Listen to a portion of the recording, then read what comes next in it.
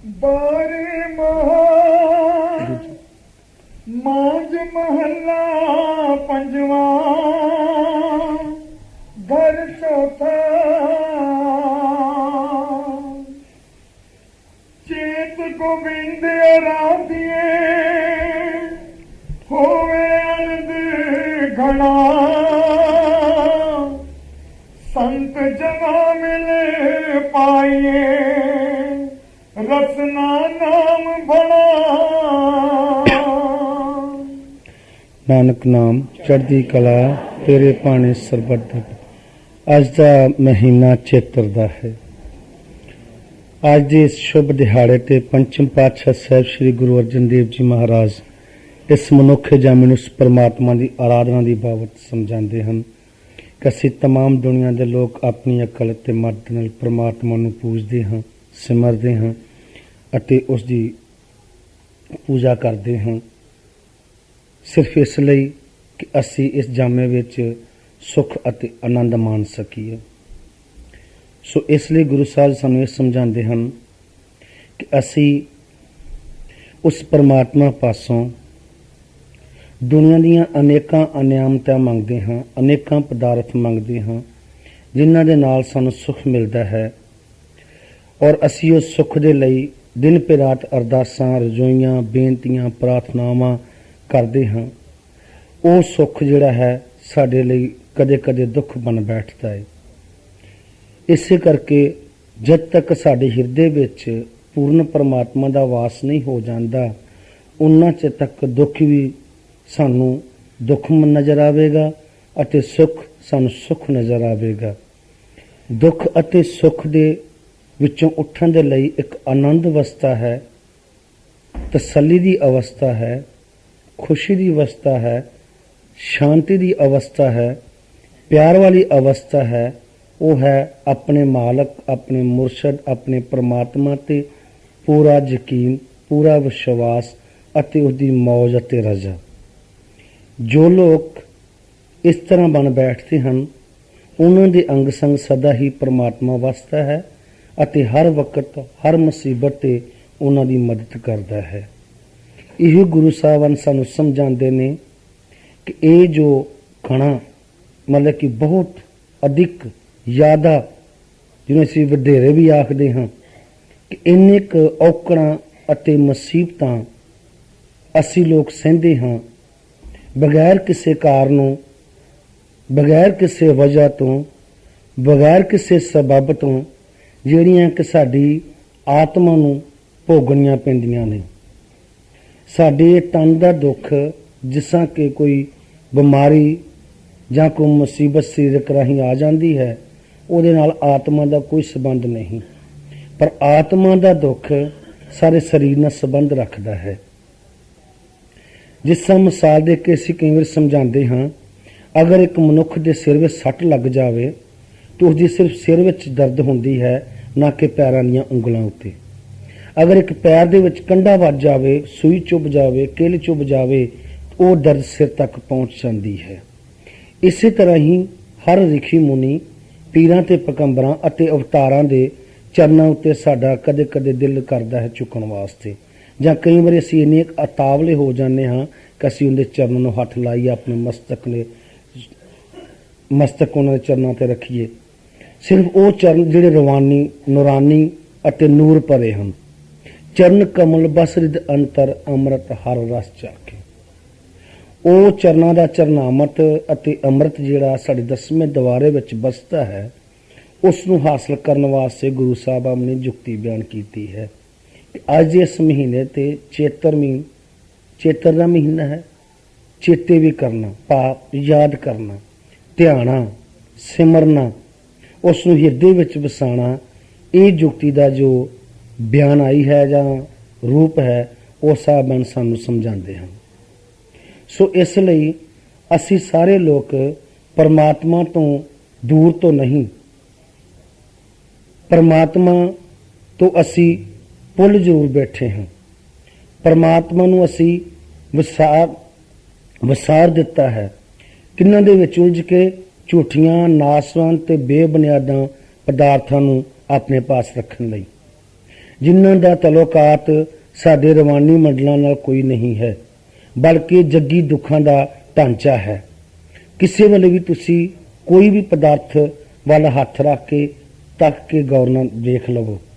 ਜਿਸ ਤਰ੍ਹਾਂ ਕਿ ਅਸੀਂ ਕਈ ਵਾਰ ਸਤਸੰਗਾਂ ਵਿੱਚ ਮਿਸਾਲ ਦਿੰਦੇ ਹਾਂ ਕਿ ਅਸੀਂ ਆਪਣੇ ਬੱਚੀ, ਲੜਕੀ ਜਾਂ ਬੇਟੇ ਦੀ ਸ਼ਾਦੀ ਇਸ ਲਈ ਕਰਨੇ ਹਾਂ ਕਿ ਸਾਡੇ ਸਿਰ ਤੇ ਭਾਰ ਲੱਥ ਜਾਵੇਗਾ, ਅਸੀਂ ਸੁਖੀ ਹੋ ਜਾਵਾਂਗੇ। ਉਹਨਾਂ ਦੀ ਸ਼ਾਦੀ ਹੋ ਜਾਣ ਤੋਂ ਬਾਅਦ ਆਪੋ 'ਚ ਲੜਕੀ ਜਾਂ ਲੜਕੇ ਦੀ ਜਾਂ ਲੜਕੇ ਵੱਲੋਂ ਲੜਕੀ ਨਾਲ ਕੋਈ ਅਣਬਣ ਜਾਂ ਮਾਰ ਕਟਾਈ ਹੋ ਜਾਂਦੀ ਹੈ ਤੇ ਉਹ ਸੁੱਖ ਜਿਹੜਾ ਅਸਲ ਢੂੰਡਿਆ ਸੀ ਉਹ ਦੁੱਖ ਬਣ ਗਿਆ, ਨਸੂਰ ਬਣ ਗਿਆ ਸਾਡੇ ਦਿਲ ਦਾ, ਸਾਡੀ ਆਤਮਾ ਦਾ ਬੋਝ ਹੋ ਗਿਆ। ਫਿਰ ਉਸ ਨੂੰ ਅਸੀਂ ਪੂਰਾ ਕਰਨ ਵਾਸਤੇ ਪਰਮਾਤਮਾ ਪਾਸੇ ਵੀ ਦੌੜਦੇ ਹਾਂ ਔਰ ਜੱਗ ਦੀਆਂ ਰਿਸ਼ਤੇ ਸੰਬੰਧੀਆਂ ਤੇ ਸਾਕਾਂ ਲਈ ਵੀ ਅਸੀਂ ਵੰਗਾਰ ਪੈਦਾ ਕਰਦੇ ਹਾਂ ਕਿ ਸਾਨੂੰ ਕਿਸੇ ਤਰੀਕੇ ਕੋਈ ਆਰਾਮ, ਕੋਈ ਸੁੱਖ ਮਿਲ ਜਾਵੇ। ਬੱਚਾ ਇੱਕ ਆਪਣੇ ਪਿਓ ਦੀ ਉਂਗਲ ਨੂੰ ਫੜ ਕੇ ਸਾਰਾ ਮੇਲਾ ਦੇਖਦਾ ਹੈ। ਮੇਲੇ ਵਿੱਚ ਅਨੇਕਾਂ ਰੰਗ ਬਰੰਗੀਆਂ ਸਰਕਸਾਵਾਂ ਤੇ ਤਮਾਸ਼ੇ ਹੁੰਦੇ ਹਨ, ਮਠਿਆਈਆਂ ਦੁਕਾਨਾਂ ਅਤੇ ਰੌਣਕ ਮੇਲੇ, ਚਹਿਲ ਮਹਿਲ। ਉਹ ਬੱਚਾ ਇੰਨਾ ਕੁ ਖੁਸ਼ ਅਤੇ ਆਨੰਦ ਮਾਣਦਾ ਹੈ ਆਪਣੇ ਪਿਤਾ ਦੀ ਉਂਗਲ ਫੜ ਕੇ ਕਿ ਉਸ ਨੂੰ ਹੋਰ ਕੋਈ ਵੀ ਚੀਜ਼ ਜਿਹੜੀ ਹੈ ਉਹ ਯਾਦ ਨਹੀਂ ਰਹਿੰਦੀ। ਕਿਸੇ ਕਾਰਨ ਉਹਦੀ ਉਂਗਲ ਜਦ ਆਪਣੇ ਪਿਤਾ ਪਾਸੋਂ ਛੁੱਟ ਜਾਂਦੀ ਹੈ ਜਾਂ ਪਿਤਾ ਉਹਦੇ ਪਾਸੋਂ ਥੋੜੇ ਸਮੇਂ ਲਈ ਕਿਤੇ ਦੂਰ ਹੋ ਜਾਂਦਾ ਹੈ ਜਾਂ ਬੱਚਾ ਖੁੰਝ ਜਾਂਦਾ ਹੈ ਤੇ ਉਹ ਖੁਸ਼ੀਆਂ, ਉਹ ਤਮਾਸ਼ੇ, ਸਰਕਸਾਂ, ਮਠਿਆਈ ਦੁਕਾਨਾਂ ਸਾਰੀਆਂ ਦੀਆਂ ਸਾਰੀਆਂ ਉੱਥੇ ਹੁੰਦੀਆਂ ਹਨ, ਪਰ ਉਹ ਬੱਚਾ ਆਪਣੇ ਪਿਤਾ ਨੂੰ ਯਾਦ ਕਰਕੇ ਰੋਂਦਾ ਹੈ। ਉਹਨੂੰ ਉਹ ਚੀਜ਼ਾਂ ਭਾਉਂਦੀਆਂ ਨਹੀਂ। ਉਹਦੇ ਲਈ ਉਹ ਸਾਰੀਆਂ ਚੀਜ਼ਾਂ, ਉਹ ਰੌਣਕਾਂ, ਉਹ ਮੇਲੇ ਦੁੱਖ ਬਣ ਗਏ। ਬੱਚੇ ਦਾ ਜਨਮ ਮੰਗਿਆ ਅਸਾਂ ਪਰਮਾਤਮਾ ਪਾਸੋਂ, ਹੇ ਵਾਹਿਗੁਰੂ, ਹੇ ਪਰਮਾਤਮਾ, ਹੇ ਈਸ਼ਵਰ, ਔਲਾਦ ਦੇ। ਔਲਾਦ ਦਿੱਤੀ, ਨਲਾਇਕ ਨਿਕਲ ਆਈ। ਸਾਰਾ ਹੀ ਜਿਹੜਾ ਸੁੱਖ ਸੀ ਜਿਸ ਦੇ ਲਈ ਅਸਾਂ ਨੇ ਦਿਨ ਪੇ ਰਾਤ ਹੋ ਜਾਂ ਪਰਮਾਤਮਾ ਦੀ ਪੂਜਾ ਕੀਤੀ, ਆਰਾਧਨਾ ਕੀਤੀ, ਜਿਸ ਨੂੰ ਅਸੀਂ ਆਖਦੇ ਹਾਂ, ਧਿਆਇਆ, ਅਨੇਕਾਂ ਪ੍ਰਕਾਰਾਂ ਦੇ ਅਸਾਂ ਨੇ ਆਪਣੇ ਸਾਧਨ ਅਪਣਾਏ, ਉਹ ਬੱਚਾ ਸਾਡਾ ਫਿਰ ਨਲਾਇਕ ਨਿਕਲਿਆ। ਉਹ ਸੁੱਖ ਦੁੱਖ ਬਣ ਗਿਆ। ਕਿਸੇ ਪਾਸੇ ਵੀ ਝਾਤੀ ਮਾਰੋ, ਪਰਮਾਤਮਾ ਤੋਂ ਬਗੈਰ ਹਰ ਪਾਸੇ ਦੁੱਖ ਹੀ ਦੁੱਖ ਹਨ। ਕਿਸੇ ਵੇਲੇ ਸਵਾਲ ਪੈਦਾ ਹੁੰਦਾ ਹੈ ਇਸੇ ਮੁੱਖ ਵਾਕ ਤੇ ਕਿ ਪਰਮਾਤਮਾ ਆਪਣੇ ਪਿਆਰਿਆਂ ਭਗਤਾਂ ਨੂੰ ਦੁੱਖ ਦਿੰਦਾ ਹੈ। ਕਈ ਲੋਕ ਸਾਡੇ ਅੱਗੇ ਸਵਾਲ ਕਰਦੇ ਨੇ ਕਿ ਜਿਹੜਾ ਰੱਬ ਦਾ ਬਹੁਤ ਨਾਮ ਜਪੇ, ਰੱਬ ਦੀ ਬਹੁਤ ਪੂਜਾ ਪਾਠ ਕਰੇ ਜਾਂ ਰੱਬ ਦੇ ਜਿਹੜੇ ਬੜੇ ਭਗਤ ਹੁੰਦੇ ਨੇ ਉਹਨਾਂ ਨੂੰ ਦੁੱਖ ਕਿਉਂ ਆਉਂਦਾ ਹੈ, ਕਿਉਂ ਮੁਸੀਬਤਾਂ ਆਉਂਦੀਆਂ ਹਨ, ਕਿਸ ਕਾਰਨ ਨੇ? ਉਹ ਤੇ ਕਦੇ ਮਾੜਾ ਕਰਮ ਨਹੀਂ ਕਰਦੇ। ਨਹੀਂ ਭਾਈ, ਇਸ ਲਈ ਨਹੀਂ ਕਿ ਉਹਨਾਂ ਮਾੜੇ ਕਰਮ ਪਹਿਲਾਂ ਕੀਤੇ ਹੁੰਦੇ ਨੇ ਜਾਂ ਉਹਨਾਂ ਨੂੰ ਮਾੜੇ ਕਰਮਾਂ ਦੇ ਰਾਹੀਂ ਉਹ ਮੁਸੀਬਤਾਂ ਆਉਂਦੀਆਂ ਨੇ, ਉਹ ਗੱਲ ਨਹੀਂ ਹੈ। ਪਰਮਾਤਮਾ ਨੂੰ ਉਹ ਆਪਣੇ ਭਗਤ ਬਹੁਤ ਪਿਆਰੇ ਲੱਗਦੇ ਨੇ, ਬਹੁਤ ਅਜੀਜ਼ ਹੁੰਦੇ ਨੇ।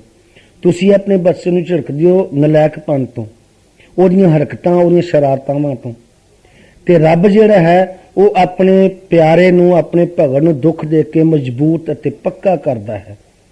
ਆਪਣੇ ਜਿਸ ਤਰ੍ਹਾਂ ਤੁਸੀਂ ਆਪਣੇ ਘਰ ਵਿੱਚ ਰਹਿਣਾ ਹੋਵੇ, ਆਪਣੇ ਘਰ ਨੂੰ ਤੁਸੀਂ ਮਜ਼ਬੂਤ ਬਣਾਉਂਦੇ ਹੋ, ਛੱਤ ਦੇਖਦੇ ਹੋ ਕਿਤੇ ਪਾਣੀ ਨਾਲ ਚੋ ਨਾ ਜਾਵੇ, ਕੰਧਾਂ ਵੇਖਦੇ ਹੋ ਕਿਤੇ ਖੜਾਕੇ ਨਾ ਜਾਂ ਕਿ ਧਮਕੜ ਨਾ ਹਿੱਲ ਕੇ ਡਿੱਗ ਨਾ ਪੈਵਣ।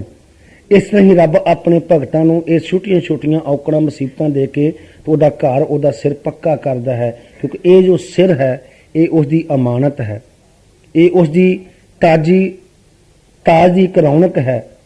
ਇਸ ਤੋਂ ਅਸੀਂ ਜਾਣ ਲੈਂਦੇ ਹਾਂ ਕਿ ਮਨੁੱਖ ਹੈ। ਅਗਰ ਇੱਕ ਧੜ ਹੋਵੇ, ਮੁੱਖ ਨਾ ਹੋਵੇ, ਸਿਰ ਨਾ ਹੋਵੇ ਤਾਂ ਉਹਦੇ ਤੁਸੀਂ ਕੀ ਕਰੋਗੇ? ਜਿਹੜਾ ਦਰਖਤ ਫਲ ਵਾਲਾ ਨਾ ਹੋਵੇ, ਤੁਸੀਂ ਬਹੁਤਾ ਉਹਨੂੰ ਉੱਚੀ ਨਜ਼ਰ ਨਾਲ ਤੱਕਦੇ ਨਹੀਂ ਹੋ, ਤੁਹਾਨੂੰ ਪਤਾ ਕਿ ਉਹ ਫਲ ਵਾਲਾ ਨਹੀਂ। ਜੇ ਦਰਖਤ ਫਲ ਵਾਲਾ ਹੋਵੇ, ਤੁਸੀਂ ਉਹਨੂੰ ਰੋਜ਼ ਤੱਕੋਗੇ, ਉਹਨਾਂ ਨੂੰ ਹਰ ਜਾਨਵਰ ਤੋਂ ਬਚਾਓਗੇ ਕਿ ਕਿਤੇ ਇਹਨੂੰ ਕੋਈ ਜਾਨਵਰ ਇਸ ਫਲ ਨੂੰ ਤੋੜ ਕੇ ਕੱਚਾ ਸੁੱਟ ਨਾ ਦੇਵੇ। ਇਸ ਤਰ੍ਹਾਂ ਹੀ ਰੱਬ ਆਪਣੇ ਭਗਤਾਂ ਨੂੰ, ਆਪਣੇ ਪਿਆਰਿਆਂ ਨੂੰ ਇਹਨਾਂ ਬਾਹਰੀਆਂ ਬਦ ਬਲਾਵਾਂ ਤੋਂ, ਬਾਹਰਲੀਆਂ ਔਕੜਾਂ ਤੇ ਮੁਸੀਬਤਾਂ ਤੋਂ, ਆਪਣੀਆਂ ਔਕੜਾਂ ਮੁਸੀਬਤਾਂ ਦੇ ਵਿੱਚ ਲਾਈ ਰੱਖਦਾ ਹੈ ਕਿ ਉਹ ਸਿਰਫ ਮੈਨੂੰ ਯਾਦ ਕਰ ਸਕੇ। ਇਹੋ ਮਹਾਰਾਜ ਸ਼ੁਰੂਆਤ ਤੇ ਕਹਿੰਦੇ ਕਿ ਤੁਸੀਂ ਵੀ ਅੱਜ ਦੇ ਮਹੀਨੇ ਤੇ, ਅੱਜ ਦੇ ਦਿਨ ਤੇ ਆਪਣੇ ਹਿਰਦੇ ਵਿੱਚ, ਆਪਣੇ ਚਿੱਤ ਵਿੱਚ ਉਸ ਪਿਤਾ ਪਰਮਾਤਮਾ ਗੋਬਿੰਦ ਦਾ ਵਾਸ ਕਰੋ ਜਾਂ ਕਰਵਾਓ, ਜਿਹਦੇ ਨਾਲ ਸਾਨੂੰ ਸਦਾ ਦਾ सुख अते आनंद मिलना है। आनंद पिहा सुख पाविए मिले गुरु गोबिंदा, सभे काज सवारिया जा तुद पावंदा। ओ गोबिंद रूप ताकत, ओ सुपर सुप्रीम ताकत जी धरती ते सहकार भी हुई और निराकार भी रही। कदी वो सुपर बन के आया, कदी वो सुप्रीम रहा। सुप्रीम मीन जो निरंकार है, जिसका कोई आकार नहीं, वेदां किताबां राही भी नहीं मिलता। सुपर जिसा कि नानक, गोबिंद सिंह जी, कृष्ण महाराज, राम, महात्मा बुद्ध, मुहम्मद, सुकरात, मूसा अते क्राइस्ट, ये सारे धरती ते उसका आकार लैके आए। जिसा वड्डे पैमाने नूं नमूने रूप च छोटा पैमाना कह दिओ। वड्डे घर विचों थोड़ी जगह किसी चीज़ दी वास्ते रख देनी, जे तुहाडा खजाना पैसा जां तुहाडा कोई राशन पिया होवे। इस तरह ही रब ने अपने बहुते वड्डे विशाल स्वरूप विचों, जिस तरह कि तुसीं सुनिया होवेगा कि अर्जन दी लड़ाई दे विच जद वो इनकारी कर रहा सी, अर्जन लड़ाई में जद नहीं मनता अपने भरावां नाल करन लई, ते महाराज ने अपना विराट रूप दिता सी। वो फिर विराट रूप दे विचों एक छोटा रूप सी जिहड़ा कृष्ण, नंद किशोर जां होर अनेका रूप जिहड़े सन, वो मतलब कि उन्हां विचों अर्जन ने तके। भाई मानिया, दोस्त मन्निया, मात मन्नी, पिता मन्निया। जिस तरह गुरु साहबान बयान करते हैं, तू मेरा पिता, तू मेरा माता, तू मेरा बंदक, तू मेरा प्राता, तू मेरा राखा, सबनी थाई तापो कहा कहाड़ा जियो, कि दाता तू मेरा प्यो, भरा, मां, दोस्त, मित्र, संगी, साथी, रिश्तेदार अते मेरा महबूब है। सब कुछ तू मेरा ही है, ते तेरे तो बगैर होर जिहड़ा कहाड़ा, रौला, शोर है, जिन्नी भी खराबी है, ये भांदी नहीं, ना मैनू और ना ही तेनू।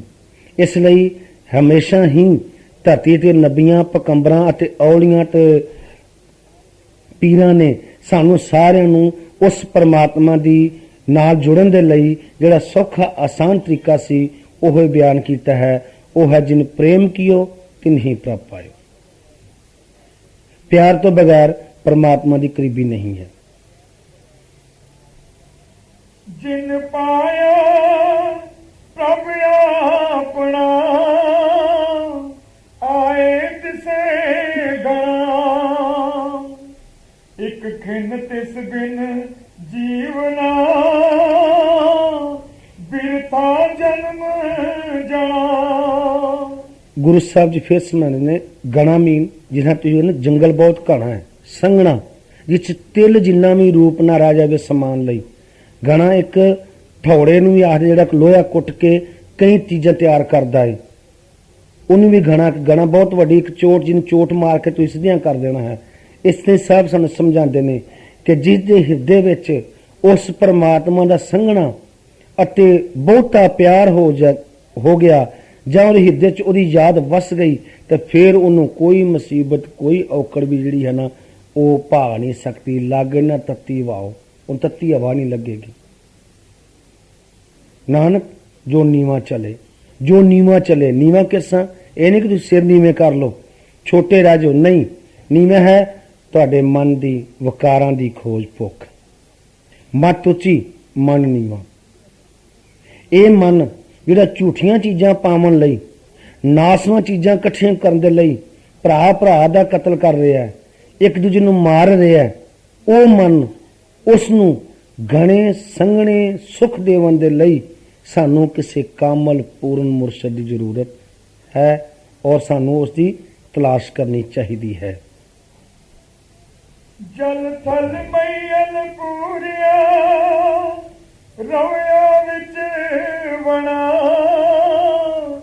सो प्रभ चितना वई, कितड़ा दुख गणा। गणा फिर संगना।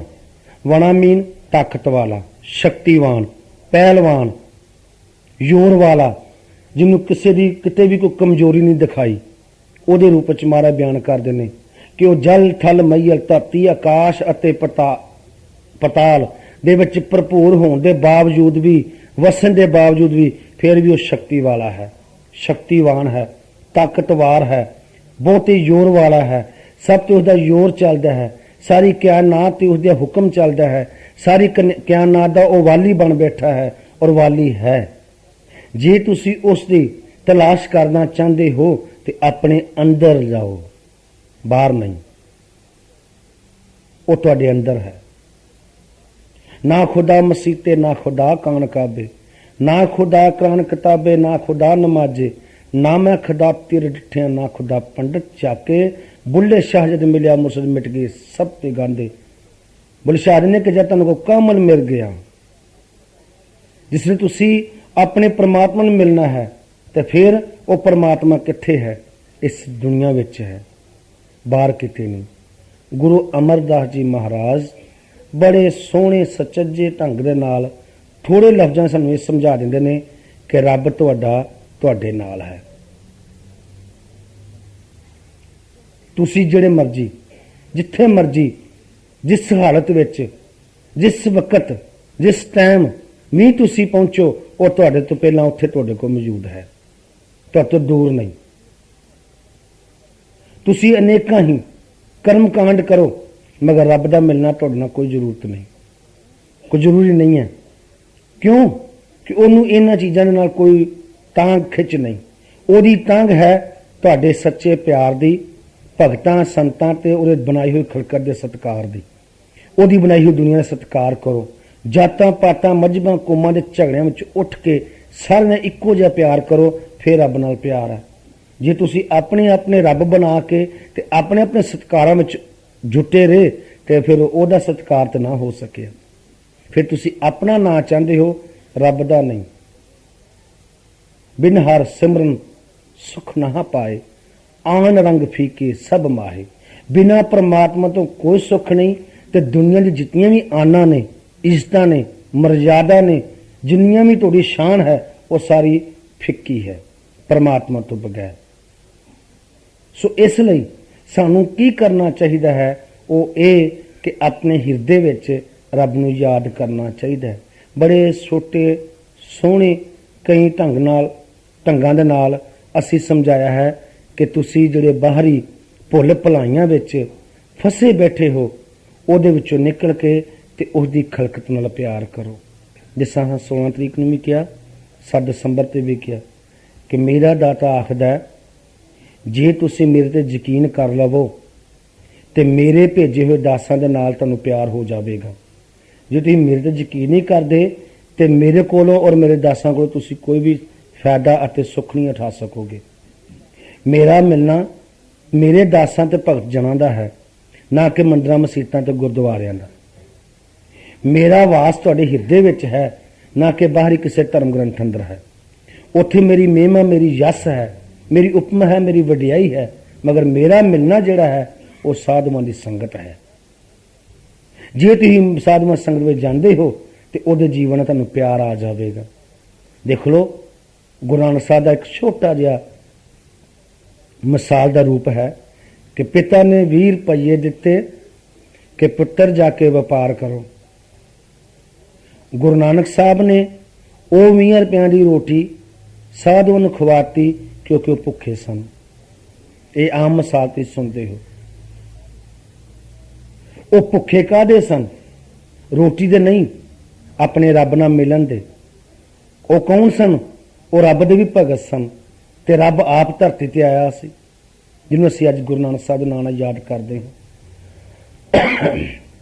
इसलिए सानू ये सब समझाते ने कि तुसी रब ते यकीन कर लवो, रब ते अपना जिम्मेवारियां दे दिओ ते तुसी ओदी जिम्मेवारी विच आ जावो, ते फिर तुहानू कोई भी कमी नहीं आवेगी।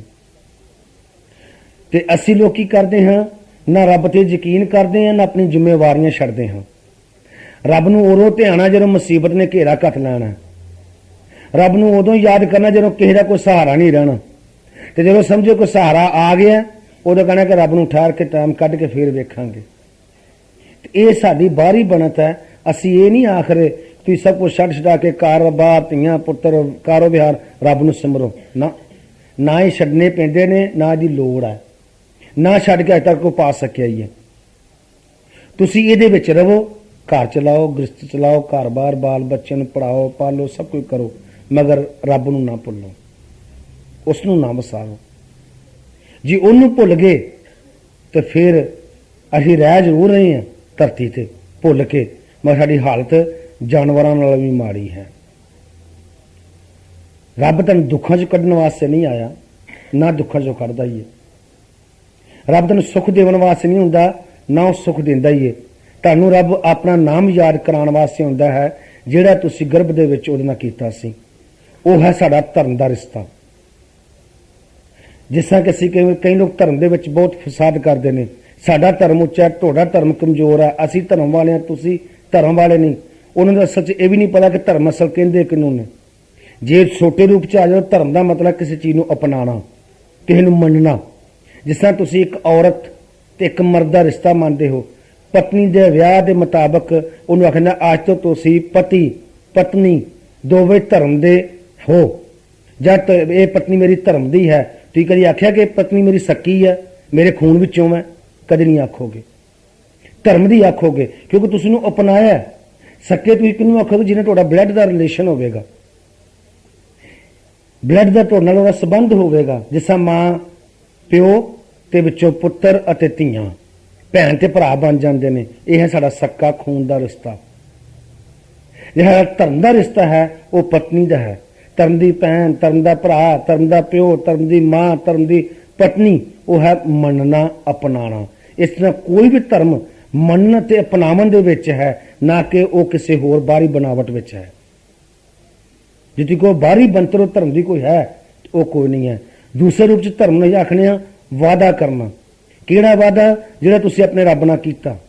ਕਦੋਂ? ਜਦੋਂ ਗਰਭ ਵਿੱਚ ਸੋ, ਪੁੱਠੇ ਲਟਕੇ ਹੋਏ, ਸਿਰ ਠਾਂ ਸੀ, ਲੱਤਾਂ ਤਾਂ ਸਨ, ਔਰ ਤੁਸੀਂ ਇੰਨੀ ਤਸ਼ੱਦਦ ਵਿੱਚ ਸੋ ਕਿ ਤੁਸੀਂ ਦੁੱਖ ਭੋਗ ਰਹੇ ਸੋ। ਉਸ ਭੋਗ ਦੇ ਵਿੱਚ ਤੁਸੀਂ ਰੱਬ ਨਾਲ ਵਾਅਦਾ ਕਰ ਰਹੇ ਸੀ ਕਿ ਰੱਬਾ ਮੈਂ ਤੇਰੇ ਨਾਲ ਵਾਅਦਾ ਕਰਨਾ ਵਾ, ਮੈਂ ਤੇਰੇ ਨਾਲ ਵਚਨ ਕਰਦਾ ਹਾਂ ਕਿ ਧਰਤੀ ਤੇ ਜਾ ਕੇ ਤੇਰਾ ਮੈਂ ਨਾਮ ਜਪਾਂਗਾ।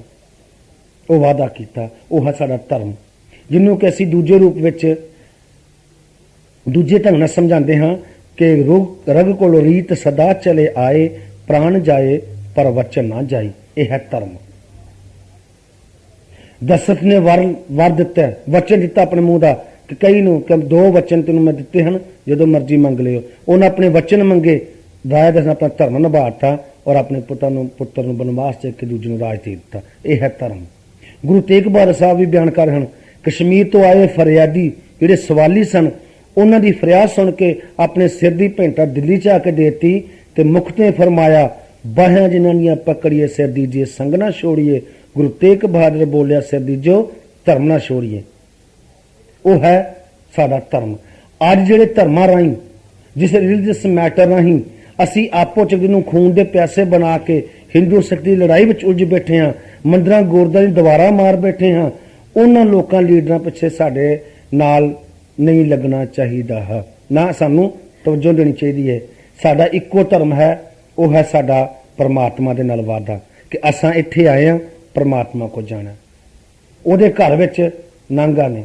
ਜਦੋਂ ਵੀ ਲੜਾਈਆਂ ਹੋਈਆਂ, ਕੀ ਹੋਈਆਂ ਕਿ ਮੈਨੂੰ ਮੰਦਰ 'ਚ ਉਹਨੂੰ ਜਾਣ ਨਹੀਂ ਦਿੱਤਾ, ਗੁਰਦੁਆਰੇ ਜਾਣ ਦਿੱਤਾ, ਉਦੋਂ ਅਵਤਾਰ ਧਰਤੀ ਤੇ ਆਇਆ।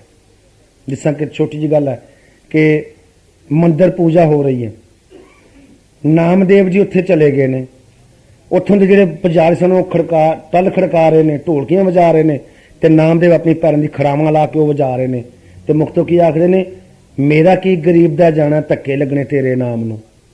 ਤੇ ਉਹ ਪੰਡਤਾਂ ਨੇ ਵੇਖਿਆ ਕਿ ਇਹ ਛੋਟੀ ਨੀਚ ਜਾਤ ਦਾ, ਸ਼ੀਬਾ ਜਾਤ ਦਾ, ਧੋਬੀ ਜਾਤ ਦਾ, ਉਹ ਜੁੱਤੀਆਂ ਵਜਾਣ ਦੇ ਆ,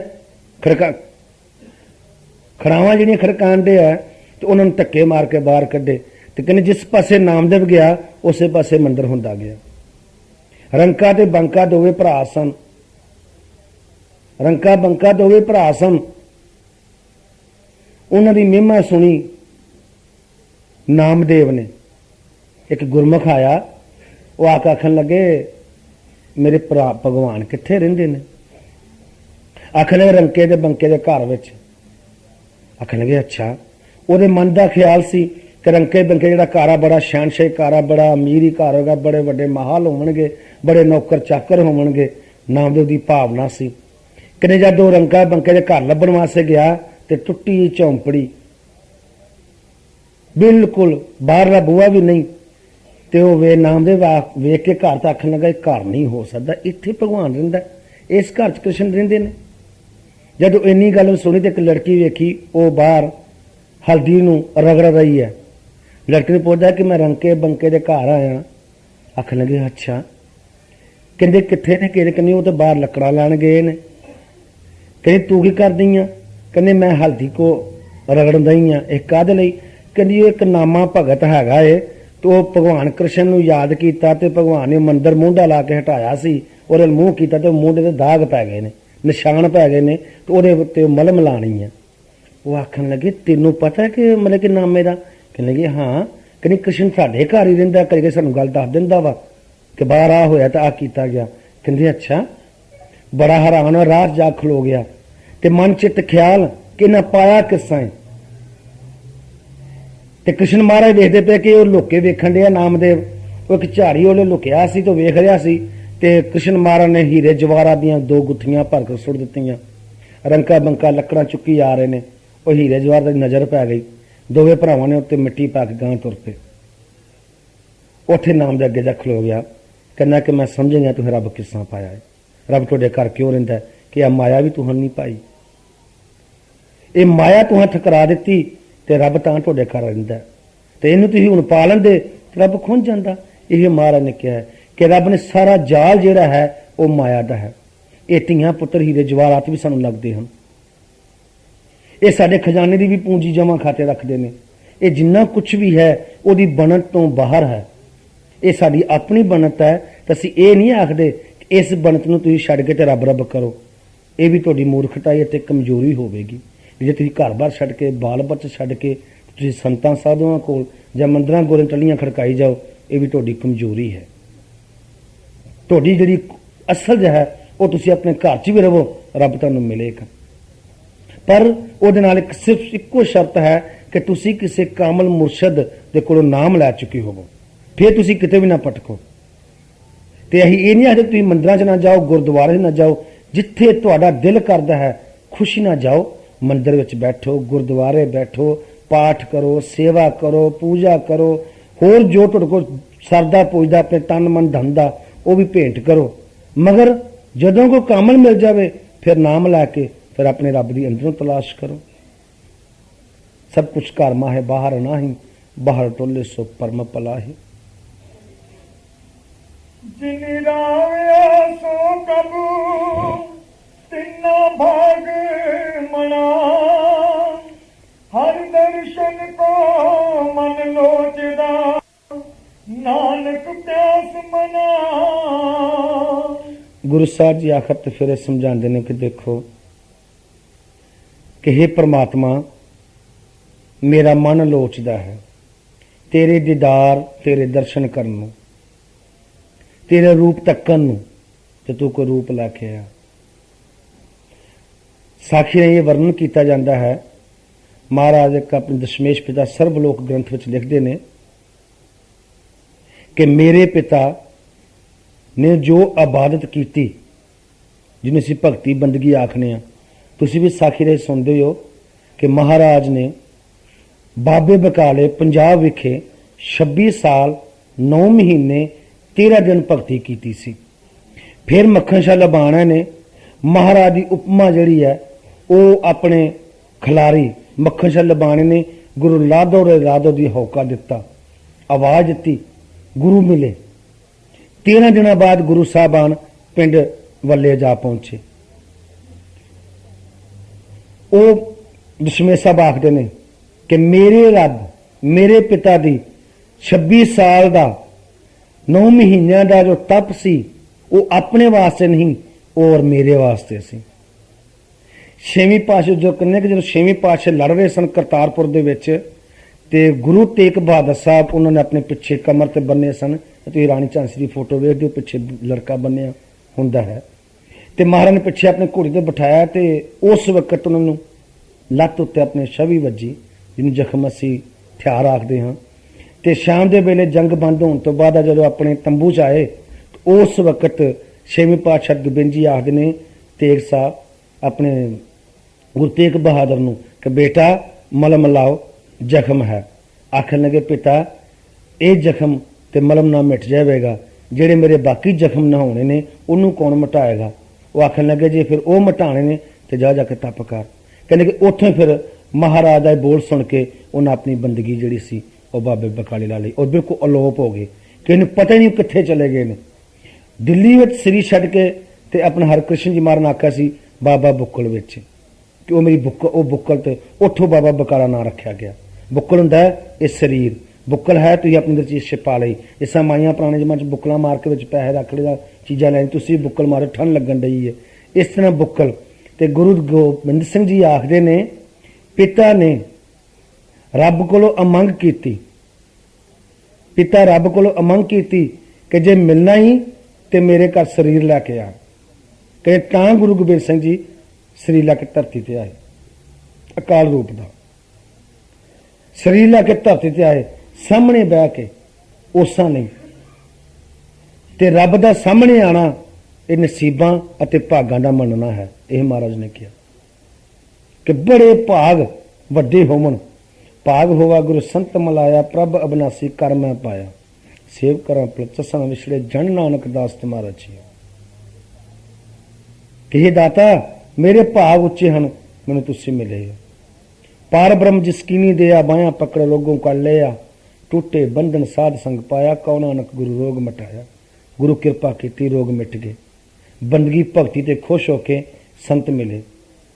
जिस तरह ही समझाते हैं कि जदों असी सारी पूजा पाठ बंदगियां भगतियां कर लेंदे हाँ, भज लेंदे हाँ, तो फिर साथे रब दयाल हुंदा है, सानू किसी कामल पूर्ण संत नूं मिला दिंदा है। जैसे वो मिल गया जीवन सफल हो गया। हर दर्शन को मन लोचदा, नानक प्यास मना, चेत मिलाए सो प्रभु तिसके पाए लगा। गुरु साहब जी फिर समझाते ने कि मेरे मन विच प्यास है, तांग है, त्रे है, भुख है, वो तेरे मिलन दी है। मिल मेरे प्रीतमा जियो तुझ बिन खड़ी न मानी, मैं नैनन नींद ना आवे पावा अन्न ना पानी। एक घड़ी दिन समोह को बहुत दिहाड़े, मन ना रहे कैसे मिलूं प्यारे। कर्महीन जन करे बैनंती, कब आवे नानक बारी, सब सहागना माने रलियां, एक देव रात मरारी। हे दाता एक घड़ी आदि घड़ी आदि से भी याद, खिन पीतर एक पल तेरे दर्शन हो जावन ते बेड़ा पार है। ओ दर्शन जेड़े असी करन वास्ते दिन पे रात व्याकुल होए फिरदे हां, तड़फदे हां, वो दर्शन सानू कदों होने ने जदों किसी कामल दे सानू शरण मिलनी है। कबीर साहब बयान कर दें, गुरु साहब ने कहा मैं जेड़ा मैनू मेरा रब मिला दे मेरे पाँव लगांगा। भाई गुरदास बड़े सोहने ढंग नाल समझाते ने, जहां दिसड़े गुरु सिखड़ा त्यों न्यों न्यों लागो पाँव जियो। गुरु सिखड़ा सिखड़ा नहीं कि सिखड़ा मिलता है सिखिया होया, पढ़िया होया, समझदार, रब नू जानन वाला, रब दा ज्ञानी, रब दा विद्वान, रब दा पकंबर, रब दा नबी, रब दा भेजिया है दूत, रब दा भेजिया कासद सनेहा दे आवन वाला, उसदा सिखड़ा ही आखदे हैं गुरमुख। सो इसलिए साहब सानू समझाते ने कबीर साहब के मजमून राही कि गुरु गोबिंद दोनों खड़े के को लागू पाए, बलहारी गुरु अपने जिन्हें गुरु गोबिंद सिंह दियो मलाए। सो इसलिए सानू सारिਆਂ ਨੂੰ उस रूप दे विच जाना है जिहदे नाल सानू मिलन दी तांग है। वह है साडा स्वामी, साडा मालक, गुरु परमेश्वर एको जान।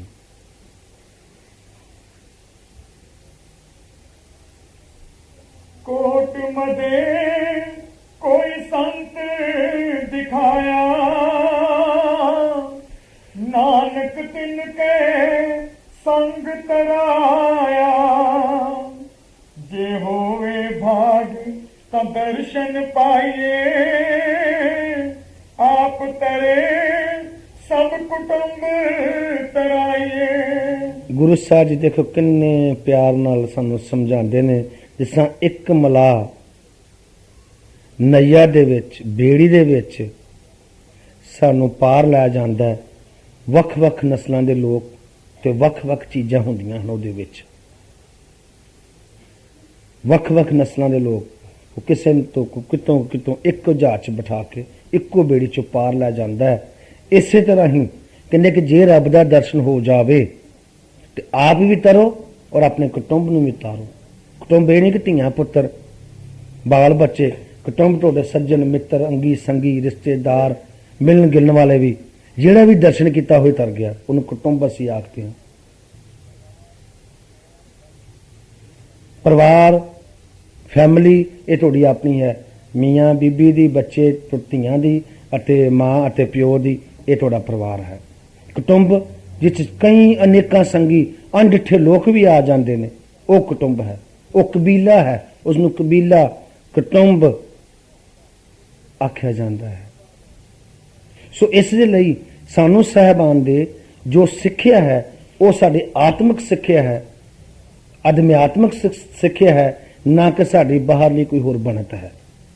ਤੇ ਸਾਨੂੰ ਰੱਬ ਦੇ ਕੋਲੋਂ ਰੱਬ ਦੀ ਜੋ ਸਹੀ ਚੀਜ਼ ਹੈ ਉਹ ਮੰਗ ਲੈਣੀ ਚਾਹੀਦੀ ਹੈ, ਨਾ ਕਿ ਦੁਨੀਆ ਦੀ ਕੋਈ ਚੀਜ਼ਾਂ ਜਿਹੜੀਆਂ ਨੇ ਉਹ ਮੰਗਦੇ ਰਹੀਏ, ਉਹ ਮਿਲੇ ਨਾ ਫਿਰ ਰੱਬ ਨੂੰ ਛੱਡ ਦਈਏ। ਜਿਸ ਤਰ੍ਹਾਂ ਕੋਈ ਮਾਈਆਂ ਕੋਈ ਗੁਰਮੁਖ ਕਰਦੇ ਨੇ, ਕੋਈ ਗੁਰਮੁਖ ਆਇਆ, ਕਿਉਂ ਬਾਈ ਭਲਿਆ ਤੂੰ ਰੱਬ ਨੂੰ ਮੰਨਣਾ?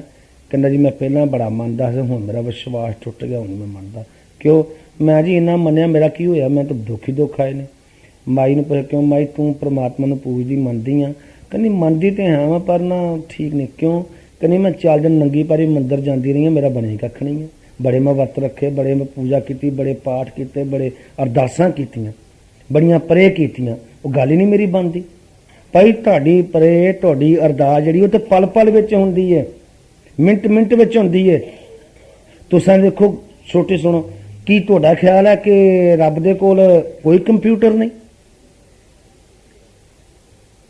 ਇਹ ਜਿਹੜੇ ਹੁਣ ਇੱਥੇ ਬੰਦੇ ਪਏ ਨੇ, ਤੁਸੀਂ ਵੇਖੋ ਕਈ ਨੂੰ ਪੁੱਛੋ ਕਹਿੰਦੇ ਜੀ ਉਹ ਬਟਨ ਨੱਪੋ ਫੈਲਾਂ ਬਾਹਰ ਸਭ ਕੁਝ ਪਤਾ। ਗੌਰਮੈਂਟ ਦੇ ਕੋਲ ਇੰਡੀਆ ਬਾਹਰ ਫੋਰਨ ਦੇ ਵਿੱਚ, ਰੱਬ ਕੋਲ ਵੀ ਹੈ। ਤੁਸੀਂ ਉਹਦੇ ਬਟਨ ਹੀ ਹੋ। ਜਿਹੜਾ ਕਿ ਤੁਹਾਡਾ ਨੂੰ ਤੱਕਿਆ ਤੁਸੀਂ ਨੱਪੇ, ਆਪਣੇ ਦੁੱਖ ਵਿੱਚ ਹਾਂ ਮਾਰੀ ਤੁਹਾਨੂੰ ਸੁਣ ਲਈ। ਜੇ ਸਮਝੋ ਅਰਦਾਸ, ਤੁਸੀਂ ਜਾਣਾ ਟ੍ਰੇਨ ਵਿੱਚ, ਟ੍ਰੇਨ ਜਾਂਦੇ ਤੁਸੀਂ ਘਰੋਂ ਇਕੱਲੇ ਹੋ, ਟ੍ਰੇਨ ਚੜ੍ਹਨਾ, ਤੁਸੀਂ ਘਰੋਂ ਤੋਂ ਕਹਿਣਾ ਹੇ ਪ੍ਰਮਾਤਮਾ, ਹੇ ਵਾਹਿਗੁਰੂ, ਹੇ ਅਕਾਲ ਪੁਰਖ, ਹੇ ਮਾਈ ਗਾਡ, ਕਹਿੰਦੇ ਕਿ ਸਾਡੀ ਨਾ ਤੂੰ ਹੈਲਪ ਕਰੀ, ਸਾਡੀ ਮਦਦ ਕਰੀ, ਅਸੀਂ ਸਫ਼ਰ ਕਰ ਰਹੇ ਹਾਂ, ਸੁੱਖ ਸਾਂਦੀ ਅਸੀਂ ਸਫ਼ਰ ਕਰ ਲਈਏ। ਇੱਕ ਤੁਸੀਂ 500 ਬੰਦਾ ਟ੍ਰੇਨ 'ਚ ਬਾਕੀ ਬੈਠਾ ਹੈ ਤੇ ਉਹ ਵੇਖੋ ਅਰਦਾਸ ਤੁਹਾਡੀ ਕਿੱਥੇ ਅਰਦਾਸ ਹੋ ਗਈ ਹੈ। ਘਰੋਂ ਤੁਰੇ ਗੱਡੀ ਦੇ ਕਿਤੇ ਕਾਰ ਬਣਾ ਉਰੋਂ ਵੀ ਨਾਂ ਲਾ ਕੇ ਤੁਰਨਾ, ਉਹ ਵੀ ਅਰਦਾਸ ਹੈ। ਰੋਟੀ ਖਾਣੀ ਤਾਂ ਅਰਦਾਸ, ਬਿਮਾਰ ਹੋਣਾ ਤਾਂ ਅਰਦਾਸ। ਅਸੀਂ ਤੇ ਕਈ ਅਰਦਾਸਾਂ ਰੋਜ਼ ਕਰਦੇ ਹਾਂ। ਹੁਣ ਤੁਹਾਡੇ ਕੋਲ ਕੰਪਿਊਟਰ ਆਣੇ ਕਿ ਤੁਹਾਨੂੰ ਨਹੀਂ ਪਤਾ ਹੈਗਾ ਕਿਹੜੀ ਕਿਹੜੀ ਅਰਦਾਸ ਪੂਰੀ ਹੋ ਗਈ ਹੈ। ਜਾਂ ਤੇ ਕੋਈ ਆਪਣਾ ਪੇਪਰ ਬਣਾ ਲਓ, ਉੱਥੇ ਪਹਿਲਾਂ ਅਰਦਾਸ ਕੀਤੀ, ਰੋਜ਼ ਉੱਤੇ ਚੈੱਕ ਮਾਰ ਕਰਤੀ, ਅੱਜ ਅਰਦਾਸ ਕੀਤੀ, ਫਿਰ ਆਹ ਕੀਤੀ, ਫਿਰ ਭਲਾ ਆਪਣਾ ਕੰਪਿਊਟਰ ਘਰ ਆ ਕੇ ਸਮਾਨ, ਫਿਰ ਜਦੋਂ ਤੁਹਾਡਾ ਦਿਲ ਕਰੇ ਉਦੋਂ ਉਹ ਫਾਈਲ ਕੱਢੀ ਵੇਖੀ ਕਿ ਅਰਦਾਸ ਕੀਤੀ ਪੂਰੀ ਹੋ ਗਈ, ਫਿਰ ਟਿਕ ਕਰਤਾ। ਤਾਂ ਆਪੇ ਨਹੀਂ ਜਾ ਰਹੇ ਤੁਸੀਂ ਅਰਦਾਸਾਂ ਦੀਆਂ ਕਿੰਨੀਆਂ ਕਰ ਤੁਹਾਡੀ ਪੂਰੀ ਕਰੀ ਹੋਵੇ।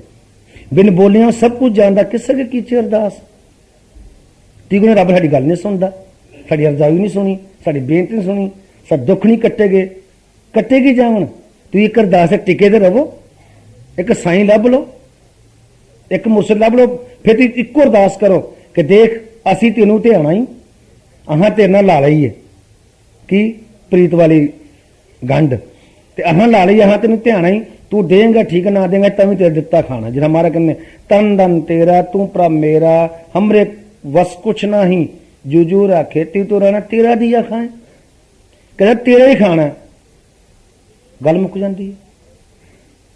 ਤੇ ਜੇ ਤੁਸੀਂ ਕਹੋ ਅਰਦਾਸਾਂ ਨਹੀਂ ਪੂਰੀਆਂ, ਕਿਸੇ ਨੂੰ ਪੁੱਛਿਆ ਕਿਉਂ ਬਾਈ, ਕਹਿੰਦੀ ਮੈਂ ਤਾਂ 4-5 ਮਹੀਨੇ ਹੁੰਦਾ, ਮੈਂ ਤਾਂ ਕੋਈ ਜ਼ਿਆਦਾ ਆਰਾਮ ਨਹੀਂ ਆਇਆ। ਆਰਾਮ 4-5 ਮਹੀਨੇ 'ਚ ਆ ਜਾਵੇ ਫਿਰ ਭਲਕੇ ਤੈਨੂੰ ਜੋ ਕੰਮ ਅਸਾਂ ਕਰਨਾ ਹੈ ਉਹ ਤੇ ਕੀਤਾ ਨਾ, ਆਰਾਮ ਦਾ ਕੀ ਲੈਣਾ ਤੁਸਾਂ ਨੇ। ਆਰਾਮ ਦੁੱਖ ਦੇ ਨਾਲੋਂ ਦਰਦਾਂ ਮਟਾਉਣੀਆਂ ਜ਼ਰੂਰੀ ਨੇ। ਦੁੱਖ ਜ਼ਖਮ ਹੋ ਗਿਆ ਤਾਂ ਨਜ਼ਰ ਆ ਰਿਹਾ, ਅਗਰ ਉਹ 'ਚ ਦਰਦ ਹੋ ਰਹੀ ਹੈ ਤਾਂ ਫਿਰ ਤੁਸੀਂ ਕੀ ਕਰੋਗੇ? ਦਰਦ ਹਟਾਓਗੇ ਕੋਈ ਜ਼ਖਮ ਹੀ ਉਹਨੂੰ ਪਹਿਲਾਂ ਬੰਦ ਕਰੋਗੇ, ਦਰਦ ਹਟੇਗੀ ਜ਼ਖਮ ਬੰਦ ਹੋਵੇਗਾ। ਇਸ ਤਰ੍ਹਾਂ ਰੱਬ ਤੇ ਤੁਹਾਡੇ ਦਰਦਾਂ ਮਿਟਾਉਣ ਲਈ ਹੁੰਦਾ ਤੇ ਦੁੱਖ ਮਿਟਾਉਣ ਦਾ ਨਹੀਂ। ਰੱਬ ਤੁਹਾਨੂੰ ਆਨੰਦ ਦੇਵਨ, ਖੁਸ਼ੀਆਂ ਦੇਵਨ ਲਈ ਹੁੰਦਾ, ਸੁੱਖ ਦੇਵਨ ਲਈ ਨਹੀਂ। ਸੁੱਖ ਤੇ ਤੁਹਾਡੀ ਪਹਿਲੇ ਭਾਗਾਂ ਲਿਖੇ ਨੇ, ਔਲਾਦ ਦੇ, ਪੈਸੇ ਦੇ, ਕਾਰੋਬਾਰ ਦੇ, ਤੇ ਤੁਸੀਂ ਕਿਹਨੂੰ ਲੱਭਦੇ ਫਿਰਦੇ ਹੋ? ਲੱਭਣਾ ਜੇ ਤੇ ਚਿੱਤ ਗੋਬਿੰਦ ਵਸਾਓ। ਚੇਤਰ ਦਾ ਮਹੀਨਾ ਤੇ ਕਿਸੇ ਸੰਤ ਸ਼ਰਨ ਜਾਓ, ਔਰ ਸੰਤ ਸ਼ਰਨ ਜਾ ਕੇ ਤੇ ਇਹ ਆਨੰਦ, ਇਹ ਖੁਸ਼ੀਆਂ ਪਾਓ, ਫਿਰ ਤੁਹਾਡਾ ਜੀਵਨ ਸਫਲ ਹੋਵੇਗਾ। ਨਹੀਂ ਤੇ ਤੁਸੀਂ ਵੀ ਠੀਕ ਹੋ ਤੇ ਰੱਬ ਵੀ ਠੀਕ ਹੈ। ਤੇ ਐਵੇਂ ਬਹੁਤਾ ਟਾਈਮ ਖਰਾਬ ਨਾ ਕਰੋ, ਐਵੇਂ ਕਿਸੇ ਝੂਠ ਮਗਰ ਨਾ ਲੱਗੋ। ਟਾਈਮ ਬੜਾ ਕੀਮਤੀ ਹੁੰਦਾ, ਬੜਾ ਮੁੱਲ ਵਾਲਾ ਹੈ, ਇਹ ਮਿਲਦਾ ਨਹੀਂ।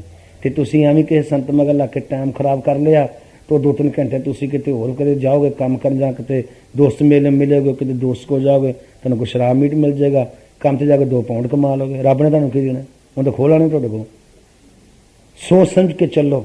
ਰੱਬ ਨੇ ਅਕਲ ਦਿੱਤੀ ਹੈ, ਹੱਥ ਪੈਰ ਦਿੱਤੇ ਨੇ, ਐਵੇਂ ਨਹੀਂ ਕਿ ਤੁਸੀਂ ਐਵੇਂ ਕਿਸੇ ਮਗਰ ਲੱਗ ਜਾਓ। ਇਹ ਜੀ ਬੜੇ ਪਹੁੰਚੇ ਹੋਏ ਸੰਤ ਨੇ, ਬੜੇ ਵੱਡੇ ਫਕੀਰ ਨੇ, ਨਹੀਂ।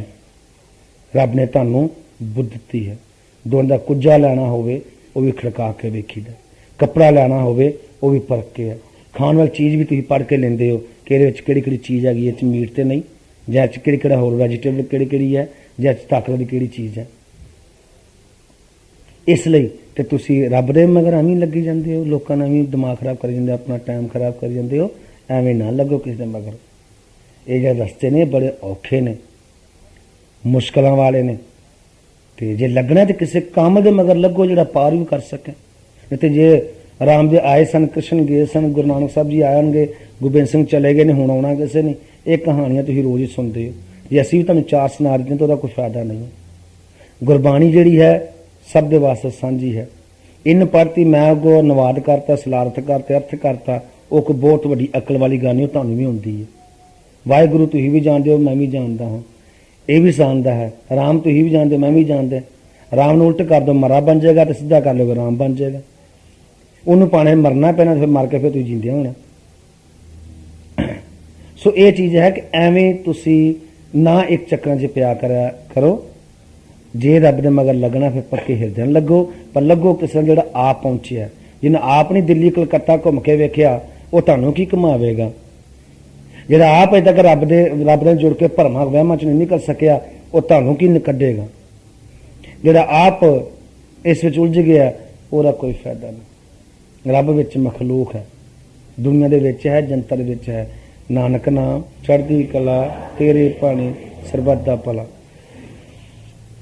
ਗੁਰੂ ਪਿਆਰ ਸਾਧ ਸੰਗਤ ਜੀ ਕੇ ਸੰਗਰਾਂਦ ਦਾ ਦਿਹਾੜਾ ਹੈ। ਆਪ ਸਾਰੇ ਸਮਝਦੇ ਹੀ ਹੋ ਕਿ ਡੇਰੇ ਵੱਲੋਂ ਹਰ ਵੇਲੇ ਕਿਆ ਆਖਿਆ ਜਾਂਦਾ ਹੈ ਕਿ ਸਾਧ ਸੰਗਤ ਮਤਲਬ ਕਿ ਇਸ ਮਹੀਨੇ ਤੇ ਆਉਂਦੇ, ਤੇ ਅਸੀਂ ਇਹ ਵੀ ਦਰਖਾਸਤ ਕਰਦੇ ਹਾਂ ਕਿ ਤੁਹਾਨੂੰ ਸਭ ਨੂੰ ਇਹ ਚੀਜ਼ ਦਾ ਗਿਆਨ ਹੈ ਕਿ ਜਗ੍ਹਾ ਦੀ ਵੀ ਤੰਗੀ ਹੈ, ਔਰ ਜਦੋਂ ਕੋਈ ਸਾਨੂੰ ਮਦਦ ਚਾਹੀਦੀ ਹੈ ਤਾਂ ਤੁਸੀਂ ਸਾਡੀ ਮਦਦ ਕਰਿਆ ਕਰੋ। ਸ਼ੋਰ ਸ਼ਰਾਬੇ ਤੋਂ ਜੇ ਖਲੋ ਕੇ ਵੀ ਜਾਂ ਕਿਤੇ ਤੰਗ ਦੇ ਵਿੱਚ ਵੀ ਥੋੜ੍ਹੇ ਸਮੇਂ ਲਈ ਤੁਹਾਨੂੰ ਗੁਜ਼ਾਰਾ ਕਰਨਾ ਪਏ, ਤੁਸੀਂ ਕਰਿਆ ਕਰੋ। ਜਿੰਨਾ ਤੁਹਾਨੂੰ ਸੁੱਖ ਤੇ ਰੱਬ ਨੇ ਦੇਣੇ ਨੇ, ਤੇ ਅਸੀਂ ਤੁਹਾਡੇ ਨਾਲ ਥੋੜ੍ਹੇ ਛੋਟੇ ਵਿਚਾਰਾਂ ਨਾਲ ਨਿਬੜੇ ਪਏ ਹਾਂ। ਇਸ ਦੇ ਲਈ ਤੇ ਅੱਜ ਦੇ ਜਿਹੜਾ ਇਹ ਸਤਸੰਗ ਸੀ, ਇਹਦੇ ਵਾਸਤੇ ਅਸੀਂ ਅਪੀਲ ਕਰਦੇ ਹਾਂ ਕਿ ਰੱਬ ਨੇ ਤੁਹਾਨੂੰ ਸਭ ਕੁਝ ਦੇਣਾ ਹੀ ਦੇਣਾ ਵਾ, ਤੇ ਅਸੀਂ ਤੁਹਾਡੀ ਮਦਦ ਕਰਾਂਗੇ ਜੇ ਸਾਡੀ ਗੱਲ ਮੰਨ ਲਈ ਤੇ ਉਸਨੇ। ਤਾਂ ਇਸ ਲਈ ਅਗਾਂਹ ਦੀ ਜਿਹੜੀ ਬੇਨਤੀ ਉਹ ਇਹ, ਜਿੱਥੇ ਸਾਡੇ ਸਤਸੰਗ ਹੋ ਰਹੇ ਨੇ, ਉਹ ਸਭ ਕਮੇਟੀਆਂ ਸੇਵਾਦਾਰਾਂ ਦੇ ਵਿੱਚ ਇਹ ਬੇਨਤੀ ਹੈ ਕਿ ਉਹ ਵੀ ਆਪਣਾ ਪਿਆਰ ਵੱਲੋਂ ਆਪਣਾ ਉਸ ਵਿੱਚ ਆਤਮਾ ਸੁੱਖ ਦੇਵਨ।